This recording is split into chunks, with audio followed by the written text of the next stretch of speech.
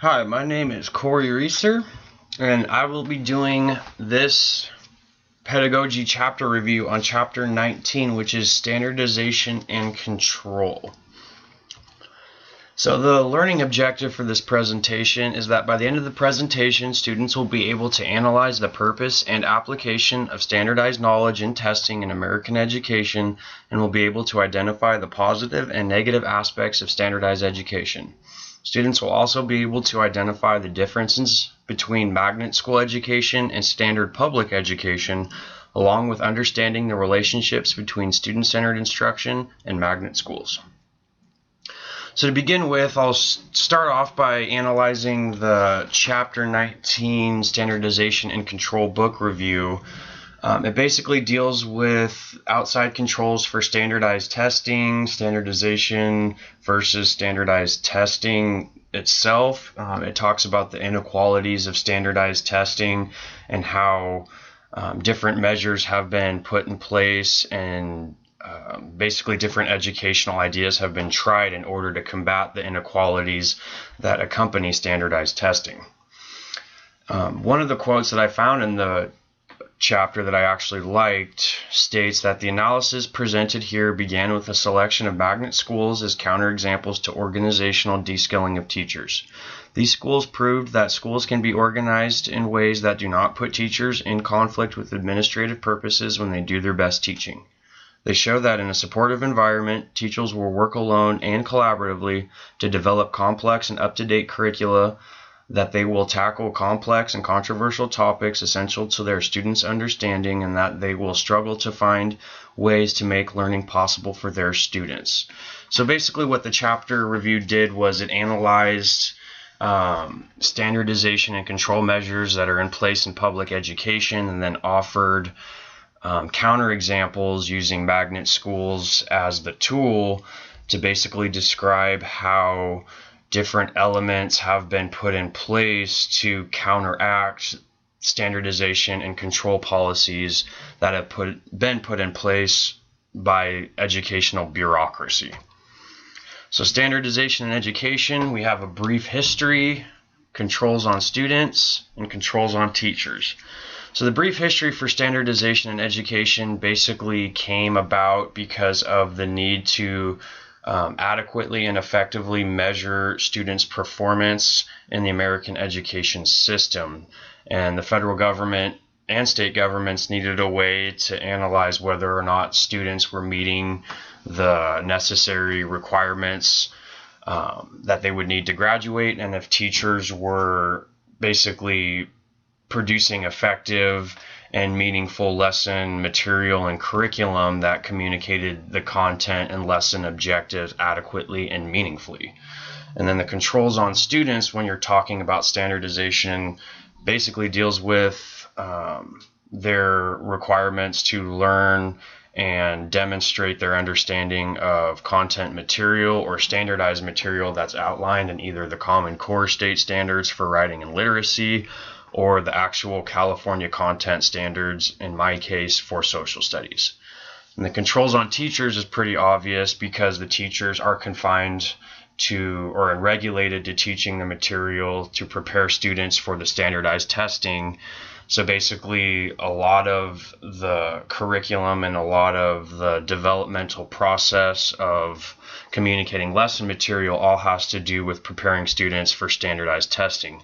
So the controls on teachers in relation to standardization and standardized testing are pretty significant based off of the reliance on standardized material in secondary education. So standardized testing, there are certain information students have to know: science, math, history, and English. And in my opinion, these are 4 categories, and there are materials in these 4 content specific categories that must be known. So English, for example, students must learn English because our science and math books are written in English. And then from the standpoint of history, in my American government and economics classes, the U.S. Constitution, amendments, and all legal language are written in English. So obviously English is something students would have to master. Science, math, and history are other examples. Science, there are certain elements such as evolution, which is a scientific fact.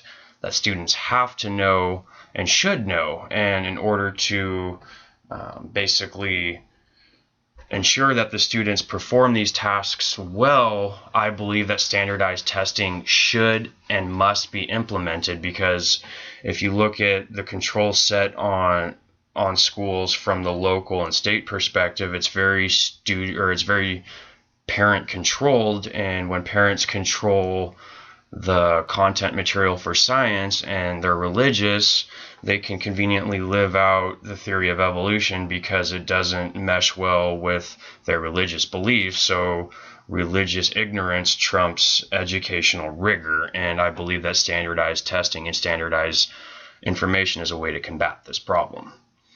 So when you're dealing with a pessimist and optimist perspective for standardized testing, a lot of people don't like standardized testing, primarily because of it. Basically, the grades from standardized testing encompass a lot of what the students will be basically assessed and graded upon. So a lot of people don't like that these tests are so heavily weighted and that the students must pass these tests in order to graduate. An optimist perspective, on the other hand, as identified by Phelps, who offered a defense for standardized testing, he outlines policies, implementation measures, common support, and then he also offers the debunking of common criticisms. So when you're talking about standardized testing and how standardized testing diminishes teacher performance, he basically asserts that if you take standardized material out of the equation, a poor teacher is still going to be a poor teacher. It is up to the teacher in the classroom to take the standardized content material and make it engaging and meaningful, and it's that way with anything in education. So basically, if the teacher wants to put in the time and effort, they can make standardized information meaningful and relevant. So standardization and educational bureaucracy, you have bureaucratic controls, and then standardization and bureaucracy's impacts on education. And this chapter dealt with a lot of basically the theory of bureaucratic controls and the relationship between standardization and bureaucracy. And it's important to understand that bureaucracy affects education in numerous ways. Myself as a teacher, I will have to interact with bureaucratic standards that are implemented within my district, and those bureaucratic controls differ from school to school and from different district to district. And it's important to understand that bureaucracy is real, it's there, and it's a big part of the educational process. And by understanding that and realizing that basically I will have to interact and butt heads with bureaucracy from time to time, it will make me less likely to get angry and frustrated, because I go into it knowing that, bureaucracy and bureaucratic controls are something I should expect in education. And bureaucratic controls, especially when the chapter's talking about magnet schools, a lot of the bureaucratic controls are removed in the magnet school process in order to promote student engagement and then teacher facilitation, and then their ability to provide meaningful and reflective content material and basically create a fluid and interactive learning environment. So student-centered instruction versus teacher-centered instruction and standardization. When you're dealing with teacher-centered approaches to communicating standardized content material, this is the form of basically the teacher stands up, lectures on material, and so major vocab, ideas, and then major themes within a lesson or content objective. The teacher will stand up there. In my case, I usually use PowerPoints and notes to communicate complex ideas. I then use student-centered approaches to communicating standardized content material. So I take the ideas that I presented in my teacher-centered instruction and then turn it over to the students and allow them to develop. They're usually group projects that take more than one day. And my role is a facilitator, so I let the students use their the standardized knowledge for the content material that I communicated in the PowerPoint presentation, and then they demonstrate that knowledge through the group projects and activities that I provide for them. And within the chapter, and then all of the resources that I accumulated in the annotated bibliography, it puts a heavy emphasis on student-centered approaches to communicating the standardized content material, because it identifies the fact that student-centered approaches are oftentimes more meaningful. And the examples outlined in Chapter 19 regarding the magnet schools, they oftentimes utilize student-centered forms of instruction. And basically the chapter outlines that these means of communicating the standardized content material are extremely effective within the context of magnet schools, because they remove a lot of the bureaucratic and standardized controls and allow the teacher more freedom in the way that they actually conduct their classroom exercises, and allows the students more freedom and less stress in terms of accumulating and developing their understanding of the standardized content material that they will be tested on. So the problems with standardized knowledge, as we went through before, is that standardized knowledge is perceived different ways in different locations. Oftentimes, different cultures perceive things differently, and if you have one baseline, so if for history, for example, or in social studies in the form of economics, if you're using a standard form of, say, macro or microeconomics, that may be perceived differently on the East Coast as opposed to the West Coast. Or if you have immigrant students, they may come with a different understanding of what is considered standardized material. And the problem is basically dealing with the different perceptions and geographic locations, not to mention the fact that a lot of times teachers weigh students' grades heavily on the standardized content material and the tests. So these are just a few problems that accompany standardized testing, and then controls as well. So when you're dealing with magnet schools, they took off in the 1980s, and they were implemented as a means to basically provide an alternative form of education, because the public school system was not working adequately. And it basically, what magnet schools do is they remove geographic boundaries so students can cross district lines in order to attend schools that specialize in something that the students are particularly interested in. So there are magnet schools that specialize in, creative development and science development, so on and so forth.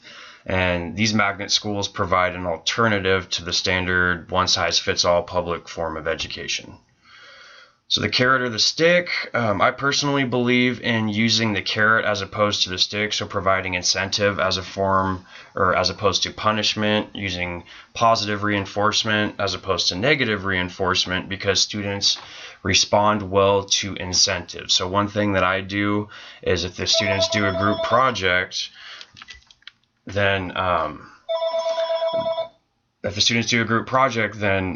what I will like to do is that if they do a good job and everyone completes the project on time, I provide usually Panera or other form of food, I guess you could say, to kind of throw a party to say thank you for doing a good job. And what I'm doing now is I've introduced a debate candle to encourage my students to debate with one another regarding political issues. And then once the debate candle is burnt down to a certain point, I throw the students a party. So this is all to encourage the students to engage with the standardized content material that I provide to them. So choice versus control. If you look to the right, I provided this picture because I thought it sums up perfectly the main themes of Chapter 19, Standardization and Control. Because when you're talking about magnet schools and then elements of standardization and the controls implemented by bureaucracy, public education is more of a one-size-fits-all approach. And if you look, the girl, it's a little girl, it's just a plain old t-shirt, not necessarily appropriate for, female dress. And then if you look to your left, these students have access to different types of clothes, accessories, handbags, shoes.